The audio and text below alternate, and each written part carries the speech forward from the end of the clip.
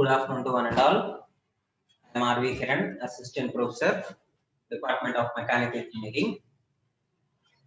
Today, in this video lecture, I am going to explain you about the maximum tension in the belt and the initial tension in the belt. So, this is also the problematic structure. So, first of all, we have to see the theory base, then we have to follow the problematics. So this is my 55th lecture regarding to the subject kinematics of machinery.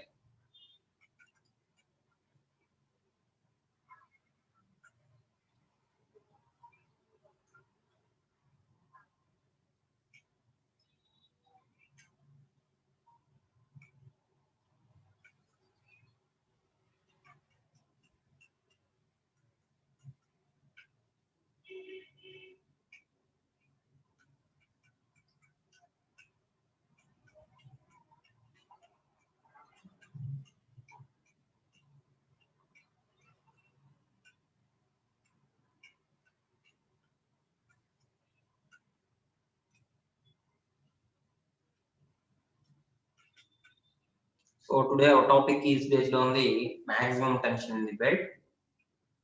So here we have to take the what kind of tension does the belt exist. So how many types of tensions. So we have already seen about the centrifugal tension in the last class. So today we are going to see the what are the maximum tensions in the belt. So a little consideration will show that the maximum tension in the belt is equal to the total tension in the tight side of the belt. So this is to the equal to the tight side of the belt, and sigma is taken as the maximum safe stress. So here sigma is indicated as the maximum stress for the belt, and small v is the width of the belt and small t is the thickness of the belt.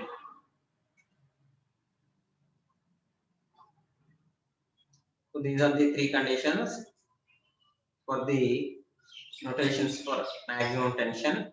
Then we have to follow the value for that. So we know that the maximum tension in the belt is carried as, that is capital T is taken as maximum stress into cross sectional area of the belt, that is sigma into B into T, that is T is taken as capital T is taken as sigma into B into T. So here sigma is the maximum stress and B is the width and small t is the thickness. So the difference between the small t and capital T is the maximum tension and small t is the thickness of the belt. So whenever the centrifugal tension is neglected, so when the centrifugal tension is going to be neglected, then we are going to take this tension as, that is T as T1. So directly it is going to obtain as T1, that is tension in the tight side of the belt. So the tension in the tight side of the belt is taken as capital T. Then when centrifugal tension is considered, so it is taken as, so the when it is neglected, it is taken as T is equal to T1. So the centrifugal tension is neglected, then the tension is taken as T1 in the, that is in the tight side of the belt. But when the centrifugal tension is considered, then it is taken as T is equal to T1 plus Tc. T is equal to T1 plus Tc.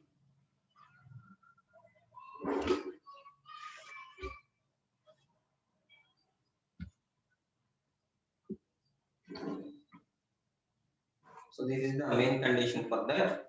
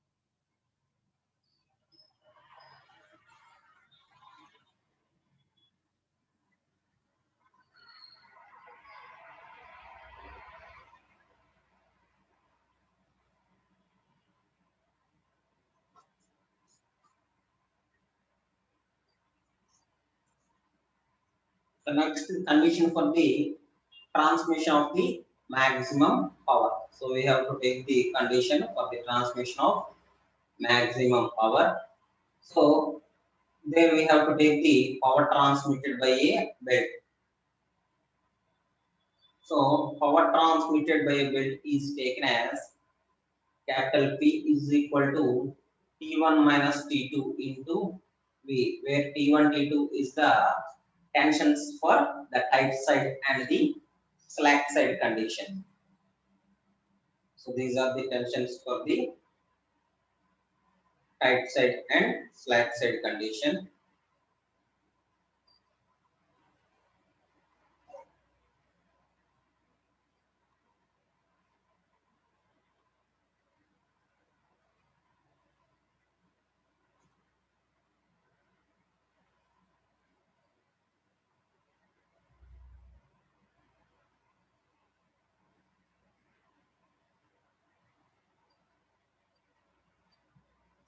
So here T1 is taken as the tension in the tight side, that is in newtons, and T2 is taken as the tension in the slack side, that is in the slack side tension. Then small v is taken as the velocity of the belt in meters per second. So always the velocity should be taken in the small v only, that is velocity of the belt in meters per second. So it should be taken in meters per second only. Then ratio of the driving tensions can be taken as, so the ratio of the driving tensions can be taken as the T1 by T2 is equal to, that is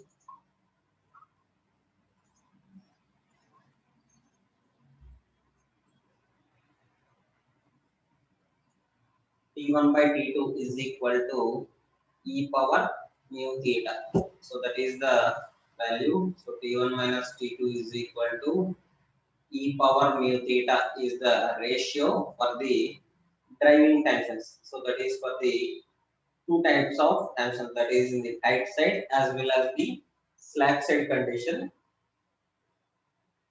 Then T2 is taken as, so whenever we are going to find the tension in the slack side, we are going to take it as T2 is equal to T1 by e power mu theta. So this is the value.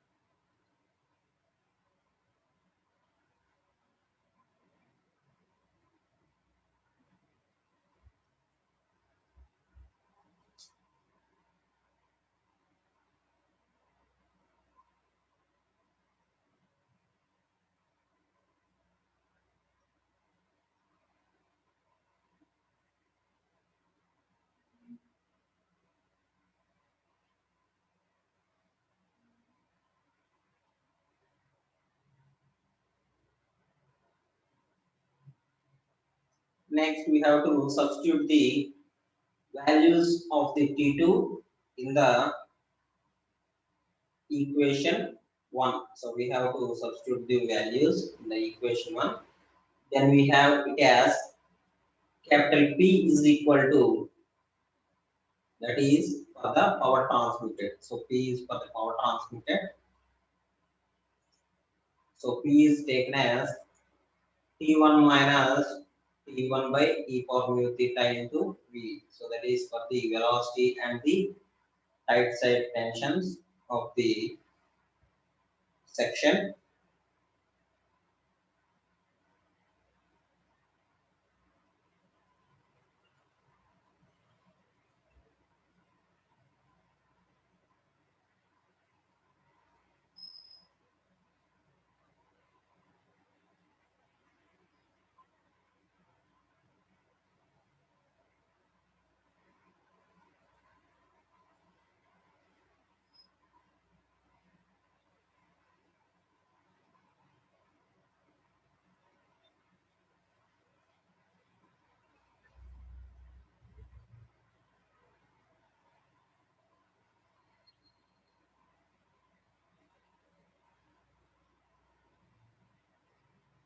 Next we have substitute the values. So by substituting it is taken as capital T1 is taken as the common point, that is 1 minus 1 by e power mu theta.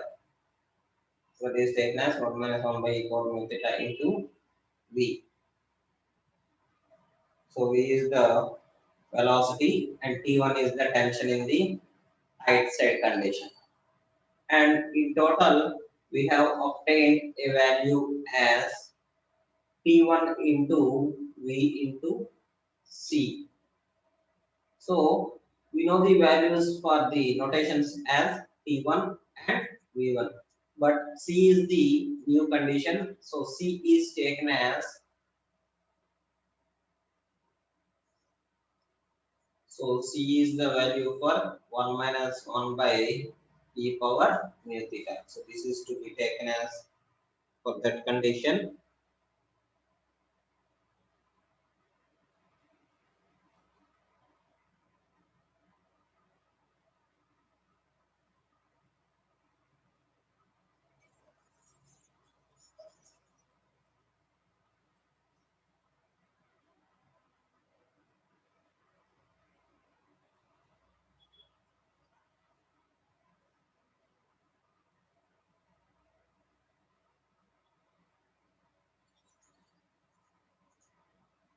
So that is for the condition of transforming this or transmitting the maximum power condition.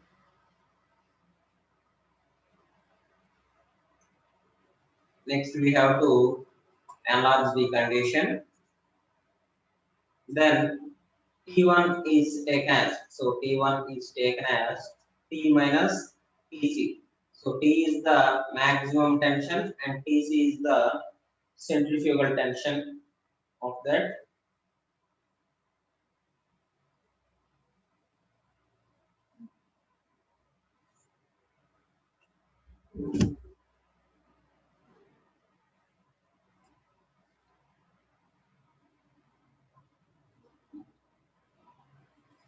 Then by substituting the value of T1 in the equation 3, we have it as, so P is equal to T minus Tc into V into C. So this is the condition we have got by substituting the values.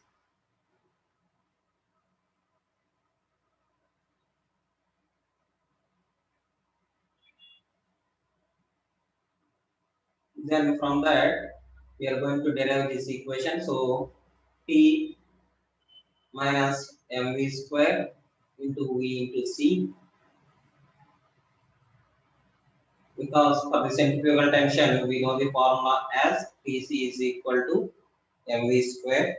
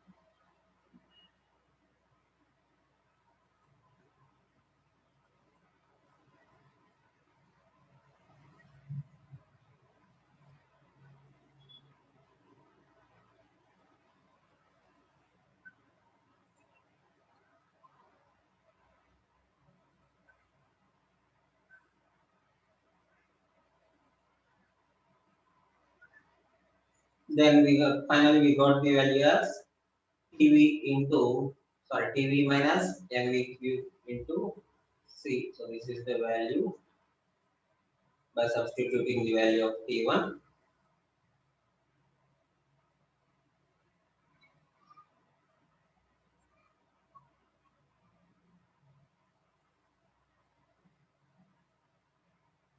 Then for the maximum power, we have to take the equation as, so for maximum power, we have to differentiate the equation with respect to V and equate it to 0. So equate it to 0.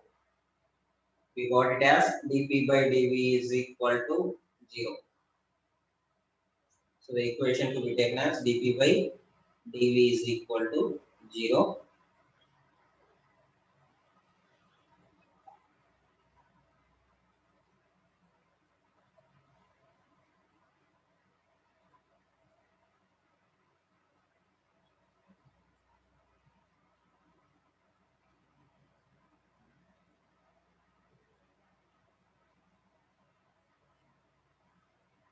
Then we have got t minus 3mv square is equal to 0. So that to be taken as t minus 3tc is equal to 0. In total, we got the value as t is equal to 3tc. That is, maximum tension is equal to 3 times the centrifugal tension. So it is equal to the 3 times the centrifugal tension.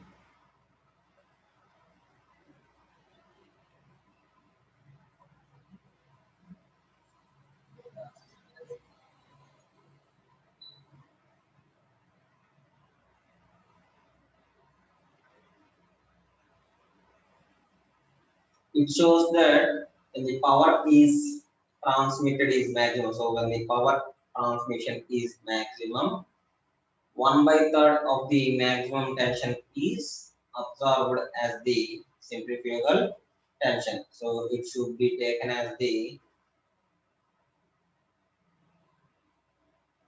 or it should be absorbed as the centrifugal tension.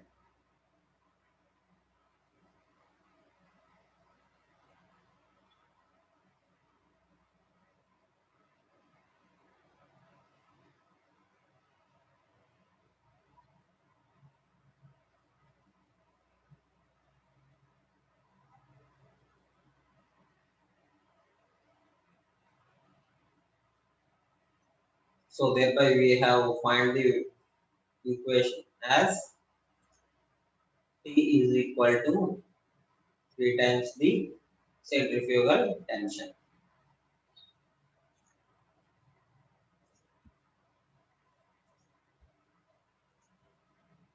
Then from the above equations, they have been taken as, so from the your slides, is to know that T1 is equal to T minus Tc, that is maximum tension minus centrifugal tension. And for the maximum power, it should be taken as centrifugal tension is equal to T by 3, that is T is equal to 3 times the Tc. It should also be taken as Tc is equal to T by 3.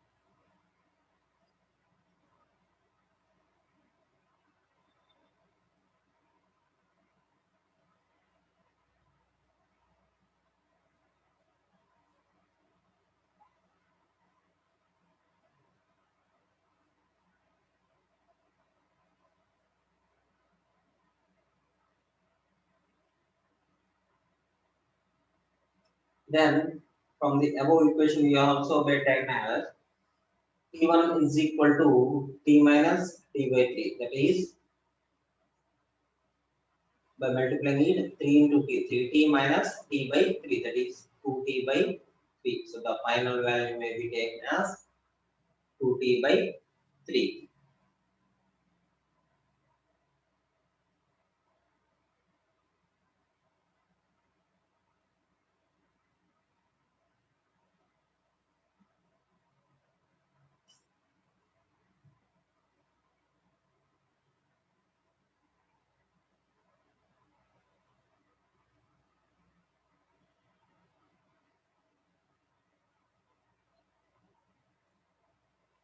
Then from the equation 4, so in the previous slide we have the equation 4, we find the velocity of the belt for maximum power. So the maximum velocity for the belt is taken as small v is equal to root of t by 3m. So root of capital T by 3m.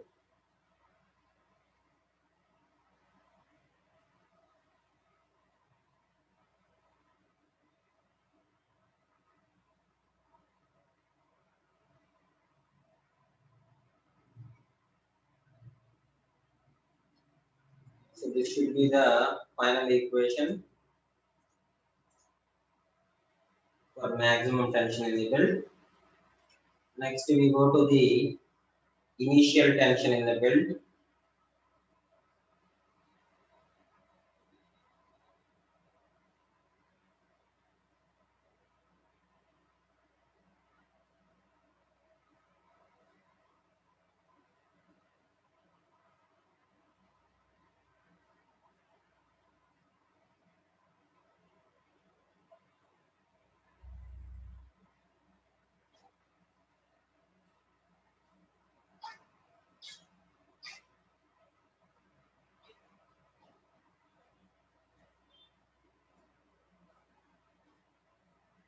So when we have to take the initial tension in the belt, so it is taken as when the pulleys are to be stationary point. So when the pulleys are stationary, the belt is subjected to some tension, which is called as the initial tension. So it is to be taken as the initial tension point.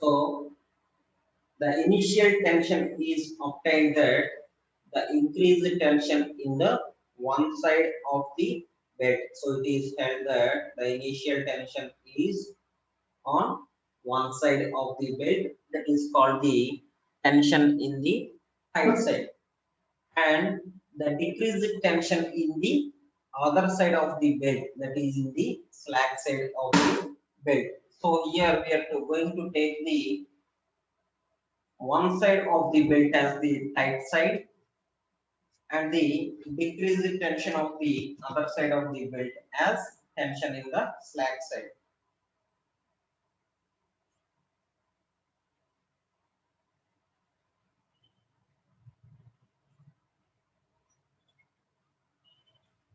So it is taken as two sides. So the increased tension may be taken in the tight side and the decreased tension will be taken in the slack side of the belt.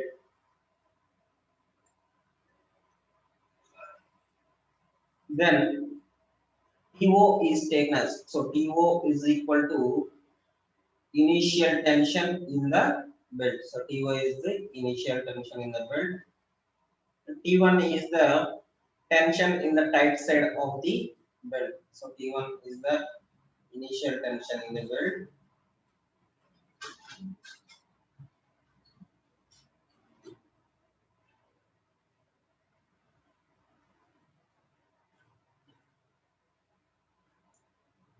Then alpha is taken as the coefficient of increase of the belt length per unit force.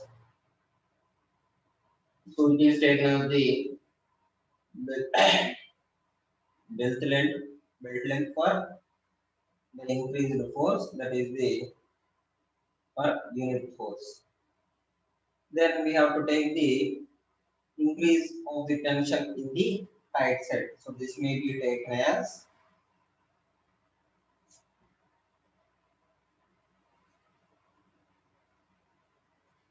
T1 minus TO, that is tension in the tight side of the belt divide minus, so there is difference between the initial tension in the belt minus tension in the tight side of the belt.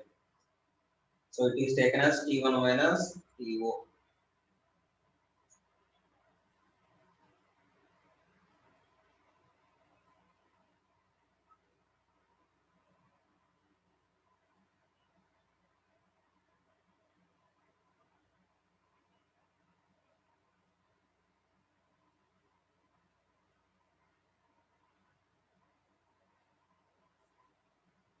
Then the increase in the length of the belt on the tight side is taken as,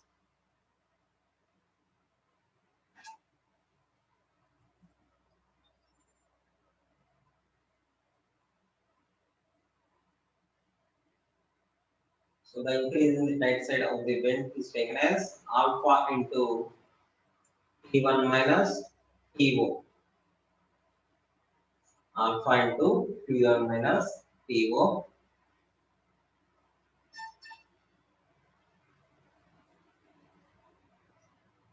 Then similarly, decrease in the tension also be taken as. So the decrease in the tension in the slack side is taken as TO minus T2. That is TO minus T2.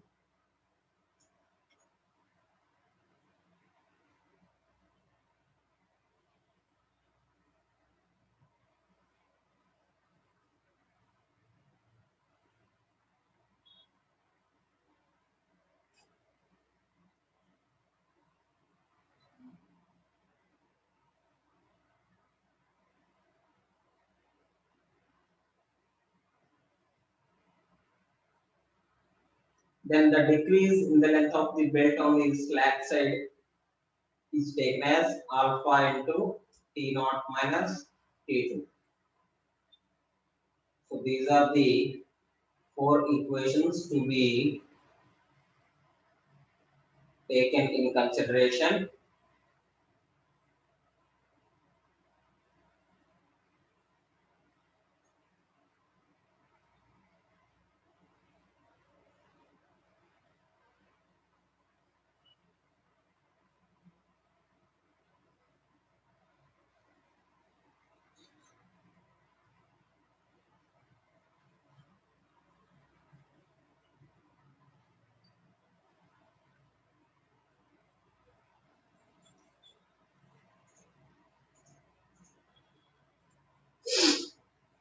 Then we are going to assume that the belt material is perfectly elastic such that the length of the belt remains to be constant. So it has to be remain in the constant when it is at rest or in motion. So it is at rest or in motion.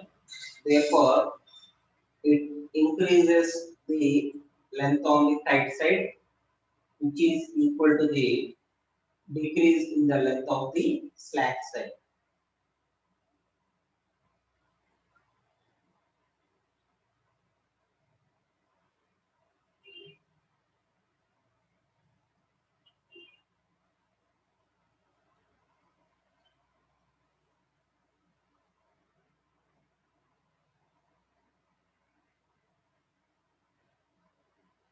Then the equating equations can be taken as, so by equating the 1 and 2 equations, we got it as,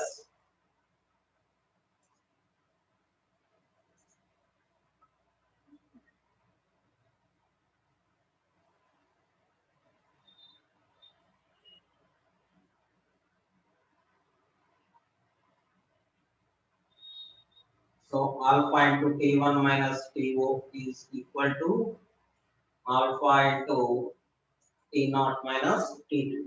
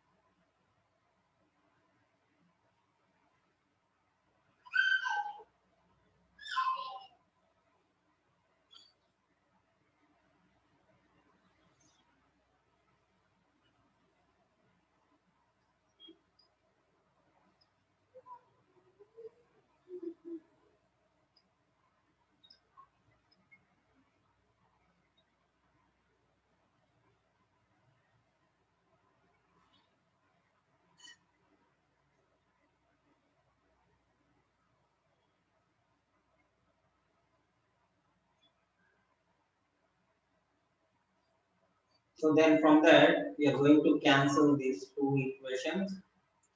So by cancelling the alpha and the alpha,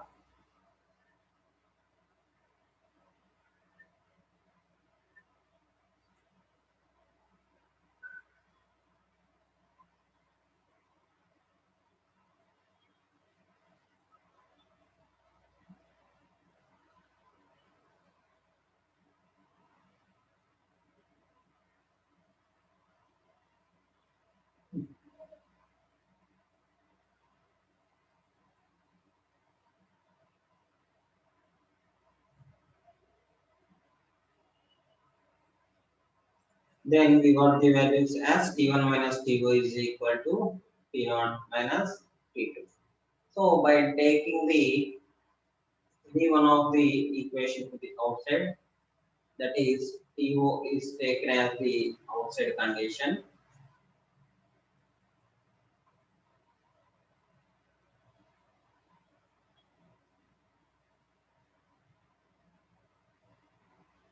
So TO is taken as T1 plus T2 by 2.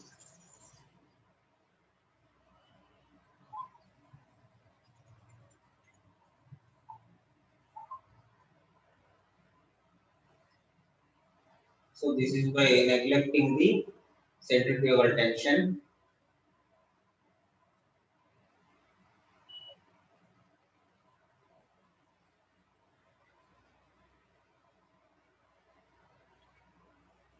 Then it is to be taken also as T1 plus T2 plus 2 into Tc by 2.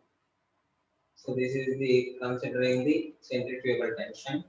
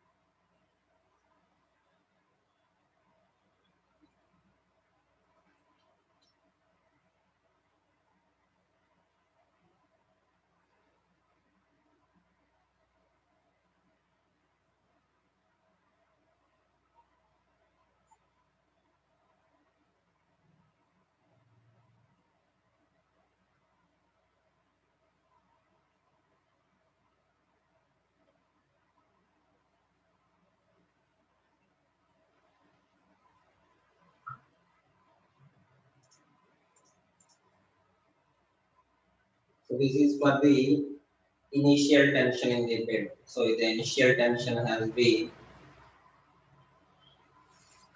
taken for the two beds, that is the T1 minus TO.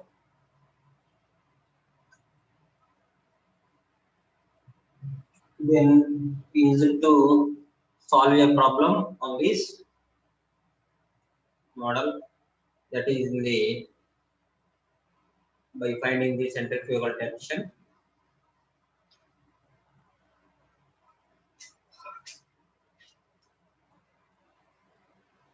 So first of all, study the question, take the inputs. So a leather belt 9 mm into 250 mm is used to drive a cast iron pulley. So it is taken as the thickness into breadth of the leather belt, which is used to drive a cast iron pulley. So the thickness is taken as the smallest value, that is 9 mm, and the breadth is taken as the largest value, that is 250 mm, which is of 900 mm in diameter.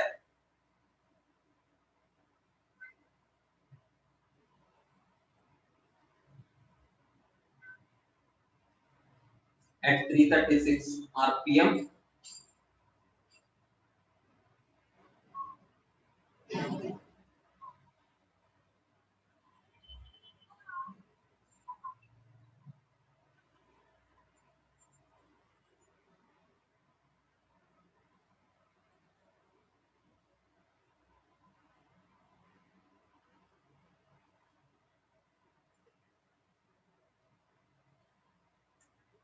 That is 336 RPM.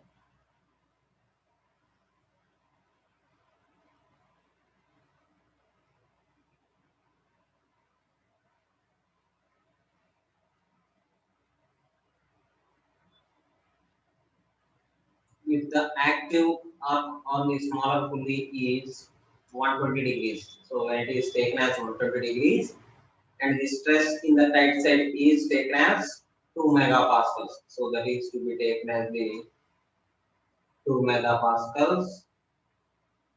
Then we are going to find the power capacity of the belt.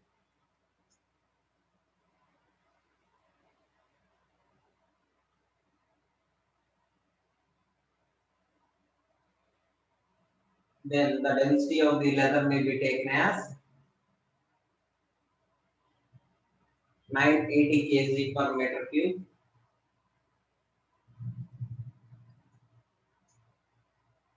So the density is 980 kg per meter cube. That is the weight of the leather per meter cube.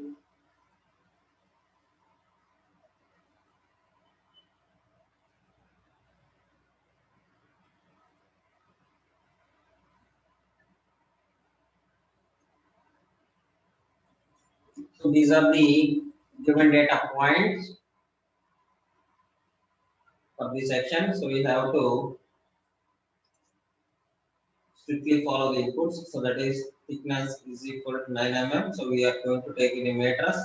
That is 0.009 meters. And breadth may be taken as 250 mm. That is 0.25 meters.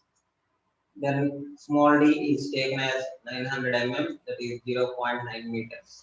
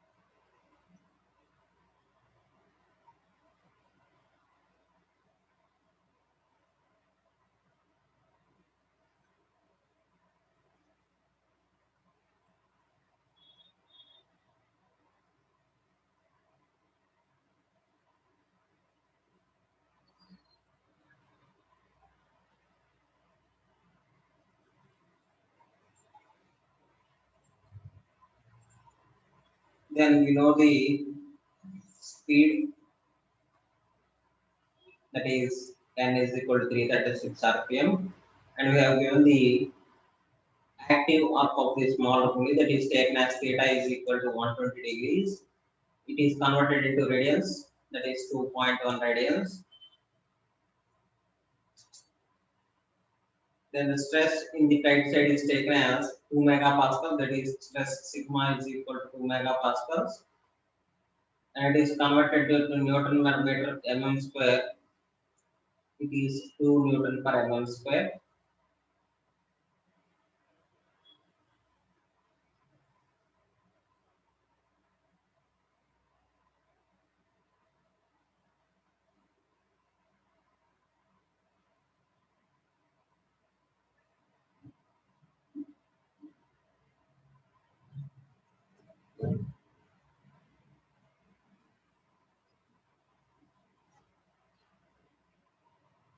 Then the density is taken as rho is equal to 980 kg per meter cube, and the coefficient of fraction of the cast iron is mu is equal to 0.35.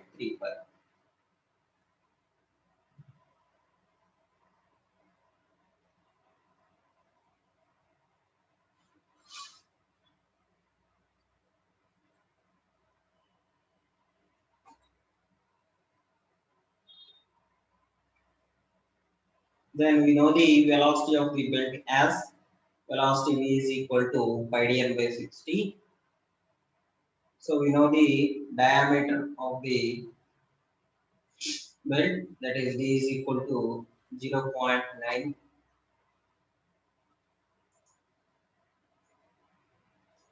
and Kaplan statements 336 rpm, and in total the velocity is obtained as 15.8 meters per second.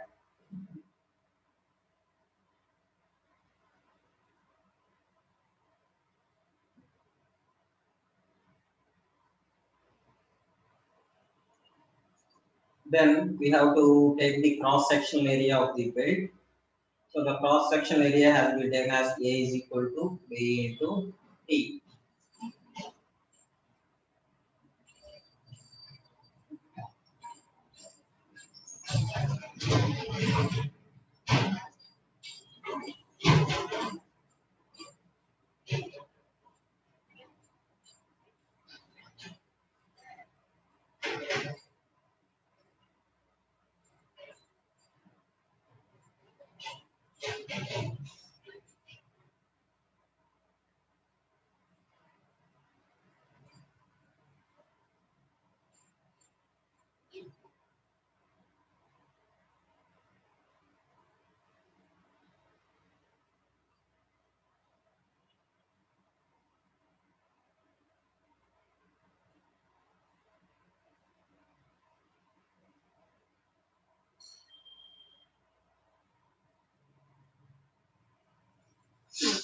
So then by substituting we got 2250 mm square. Then maximum or total tension in the tight side of the belt is taken as T is equal to capital T1, that is sigma into A.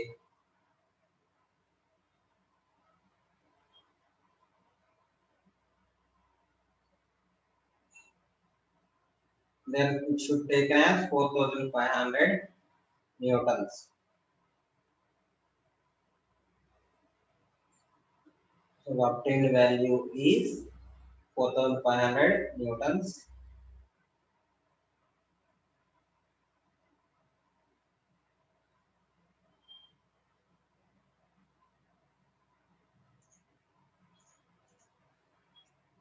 Then we have to know the mass of the belt per meter length. So mass of the belt per meter length is taken as mass is equal to area into length into density.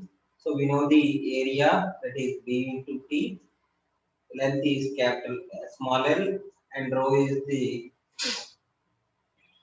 density, that is 980 kg per meter cube. So we don't know the length, so we are taking it as value 1.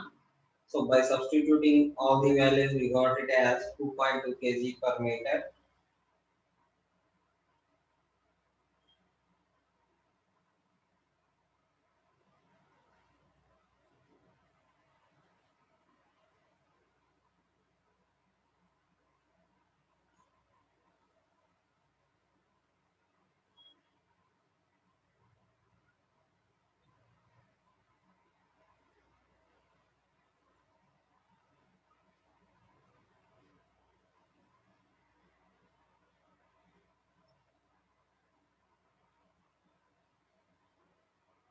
Then we have to make the centrifugal tension, that is centrifugal tension Tc is equal to mv square.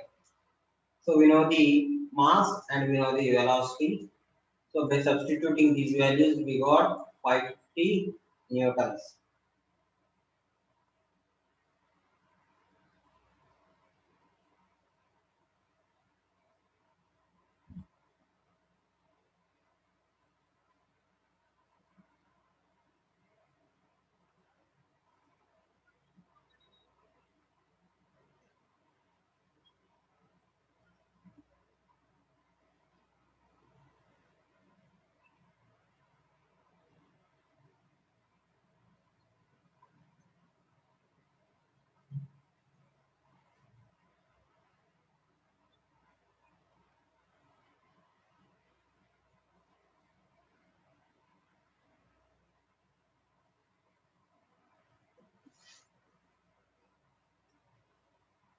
Then we have to take the tension in the tight side of the belt.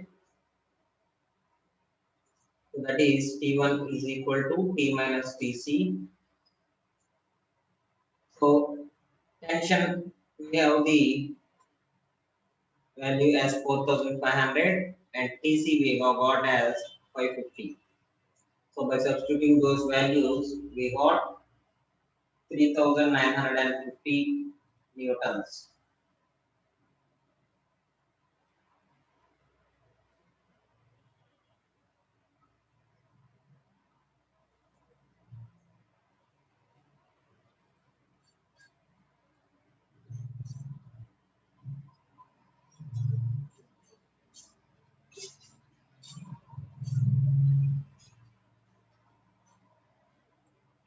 Then we have to find the tension in the slack side of the belt, that is the T2 condition.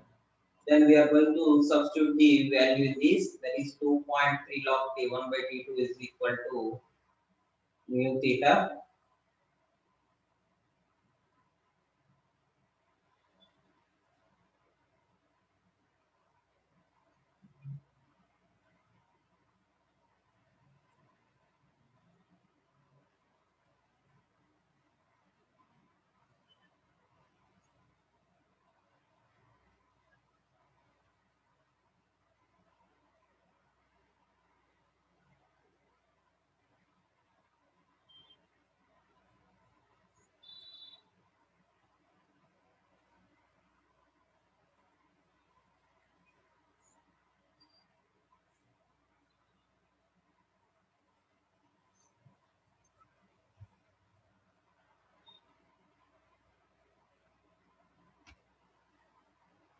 Then we got the value as 0.735.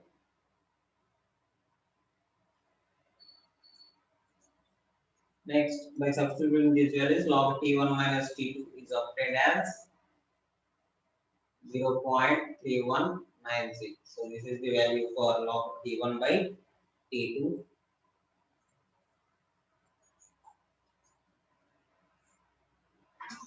Then T1 by T2 is taken as 2.085. So the total value for the equation is 2.085.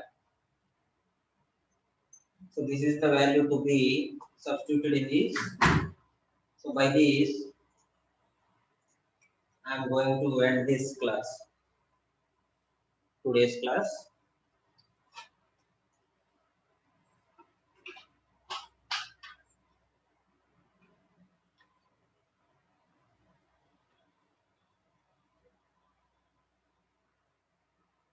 Thank you.